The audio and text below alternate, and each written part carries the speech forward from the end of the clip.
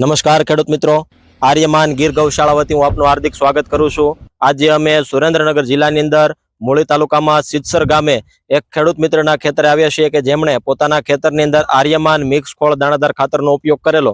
તો આવો એમની પાસેથી એમનો અનુભવ અભિપ્રાય જાણીએ। આપણું નામ જણાવો ભાઈ।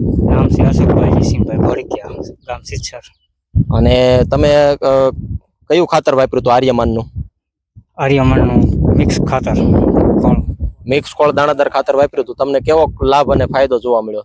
લાભ ફૂલ મળ્યો, ડીએપી કરતા સારો। ડીએપી કરતા સારું મળ્યું, બરાબર। છોડનો વિકાસ અને જમીનમાં કેવો ફેરફાર જણાય છે? જમીનમાં પોચી જમીન રાખે છે, હાવે ખાતર ઘોડે કમ્પ્લીટ કરે છે।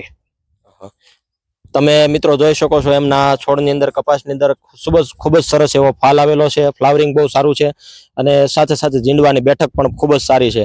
આશા રાખીએ છીએ કે તમને ભાઈ આ પહેલા જ વર્ષની અંદર કપાસની અંદર પાકમાં કેવો ફેરફાર જણાય છે? ગયા વર્ષમાં અને આ વર્ષમાં કેવો ફેરફાર છે? ફેરફાર ફૂલ 100% કારણ કે પેલા આવડોળું કપાસ હતો, અત્યારે આવડો સીવા હાલમાં હજી ટૂંકમાં આવડી હાઈટ તમારા ખેતરની અંદર પહેલી વાર થઈ। તો મિત્રો એમની જમીન ખૂબ નબળી છે કે જેના કારણે એમનો કપાસ ખૂબ જ નાનો એવો હાઈટમાં રહેતો હતો। એ ભાઈનું એવું કેવું છે કે આટલી હાઈટ એને પહેલી વાર જોવા મળી છે।